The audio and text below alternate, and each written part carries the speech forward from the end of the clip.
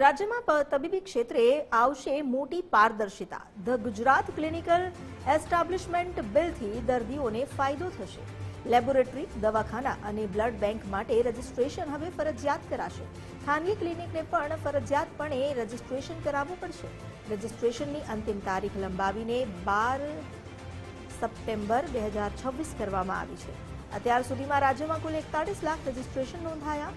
નિયમ ભંગ બદલ 10,000 થી 1 લાખ સુધીના દંડની જોગવાઈ છે।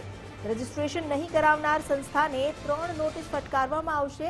1,000 અને 2,000ની અલગ અલગ રજીસ્ટ્રેશન ફી નક્કી કરવામાં આવી છે।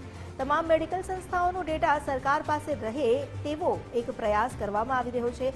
વર્ષ 2022ના મૂળ કાયદામાં સુધારો કરી સર્વાનુમતે વિધેયક મંજૂર કરાયું।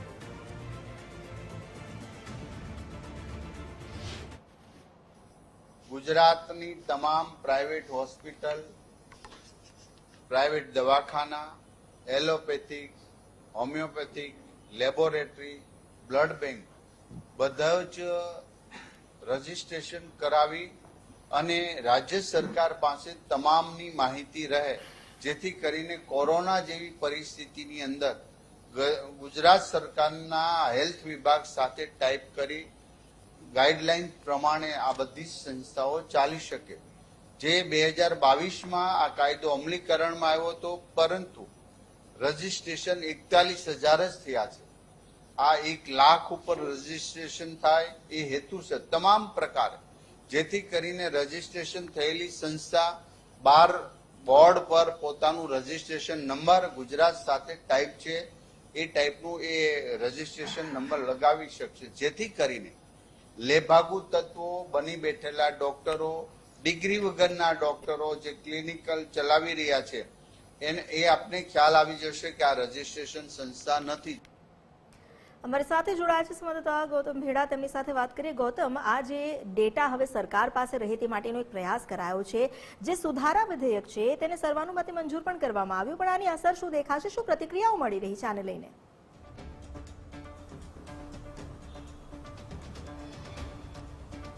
ચોક્કસ આજે મેડિકલ ક્ષેત્રના સુધારાઓ છે તેને લઈને તબીબી ક્ષેત્રની અંદર શું ચર્ચાઓ છે તેને લઈને આપણી સાથે સિનિયર ઓર્થોપેડિક અને આઈએમએના પૂર્વ પ્રમુખ ડોક્ટર હિરેન કોઠારી આપણી સાથે છે। સર, જે વિધેયક પસાર કરવામાં આવ્યું છે એને કઈ રીતના જુઓ છો?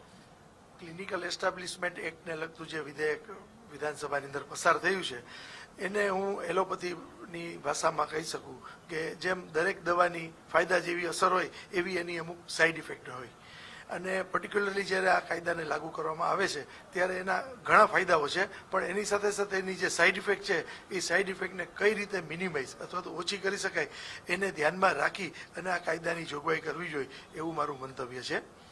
કારણ કે જે ક્લિનિકલ એસ્ટાબ્લિશમેન્ટ એક્ટનો હેતુ છે કે દરેકે દરેક રાજ્યની ક્લિનિકલ હોસ્પિટલો અને જે કંઈ દવાખાનાઓ છે એને સ્ટાન્ડર્ડાઇઝ કરવા, ટ્રીટમેન્ટને સ્ટાન્ડર્ડાઇઝ કરવી, દરેકે દરેકના ઇન્ફ્રાસ્ટ્રક્ચર અને એના રેટને ડિસાઇડ કરવા, આ બધી વસ્તુ સારી છે। પણ હવે જે રીતે ગુજરાતની અંદર મેડિકલ ફિલ્ડ છે અને પ્રાઇવેટ પ્રેક્ટિસની જે જરૂરિયાત સમાજને છે એ જોતા જો આ દરેકે દરેક નિયમોને સ્ટ્રિન્જન્ટ કાયદાકીય રીતે જો લાગુ કરવામાં આવે તો એવા ઘણા બધા લાઇસન્સિંગની પ્રોસિજર છે, એવી ઘણી બધી ફેસિલિટીઝ છે જે ફેસિલિટી દરેકે દરેક નાની ક્લિનિકો કે જે સિંગલ ડોક્ટર ચલાવતા હોય, હા કોર્પોરેટ હોસ્પિટલો, મોટી હોસ્પિટલો એમ પણ એને બીએચમાં રજીસ્ટર થયેલી હોય, એની પાસે બધા લાઇસન્સ ઓથોરિટી હોય। હવે નાના ક્લિનિકને જો આ બધા જ કાયદા આંખ બંધ કરીને એક જ લાકડીએ હાંકીએ એવી રીતે જો કરવામાં આવે તો એનો સરવાળે ખર્ચ હોસ્પિટલોને વધુ થશે, જેની અસર પેશન્ટની સારવાર ઉપર પડશે।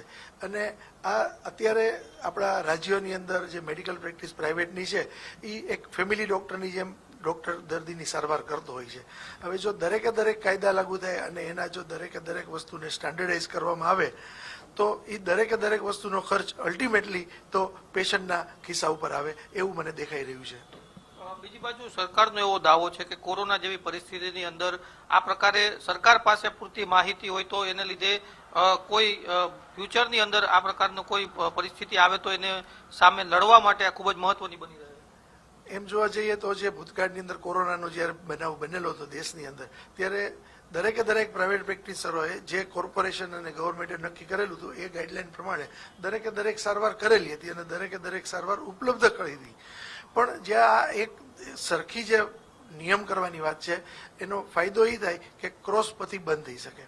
ચોક્કસ સાચી વાત છે, પણ ફક્ત એલોપેથીને આ ક્લિનિકલ એસ્ટાબ્લિશમેન્ટ એક્ટની જગ્યાએ જ્યારે સરકાર બીજી બધી પથ્થીઓને પ્રોત્સાહન આપે છે તો બધી પથ્થીઓની અંદર પણ આ રીતે રજીસ્ટ્રેશન કરવું જોઈએ. અને સરકાર અને દરેકે દરેક પથ્થીઓવાળા પણ એવું માને છે કે ક્રોસ પથ્થીની ટ્રીટમેન્ટ ન કરવી જોઈએ, અથવા લોકો કરતા પણ નથી, તો એને પણ સ્ટાન્ડર્ડાઇઝ થાય અને દરેકે દરેક પથ્થીની યોગ્ય સારવાર પેશન્ટ સુધી પહોંચે અને મળે. ટૂંકમાં જે નાના તબીબો છે, જે સિંગલ ક્લિનિક ચલાવે છે, નાના ક્લિનિક ચલાવે છે, એના માટે કંઈક અલગ ક્રાઇટેરિયા હોવો જોઈએ. કારણ કે મોટા શહેરો છે, જે આપણે રાજકોટ, અમદાવાદ, બરોડા, સુરત એને ગણીએ તો એવા મોટા શહેરોની અંદર આ બધી વસ્તુ સ્ટાન્ડર્ડાઇઝ કરવી શક્ય છે. પણ નાના શહેરો, જે આપણું ગુજરાત રાજ્યની અંદર મોટા ભાગની પ્રજા અત્યારે જ્યારે ગામડાઓમાં રહીએ છે, તો આવા લોકોને ત્યાંની હોસ્પિટલો અને જો આ એસ્ટાબ્લિશમેન્ટનું રજીસ્ટ્રેશન થાય તો કદાચ આર્થિક રીતે ન પરવડે અને એનો આર્થિક બોજો કદાચ આવનારી પેશન્ટને અને નવી પેઢી ઉપર પણ પડે.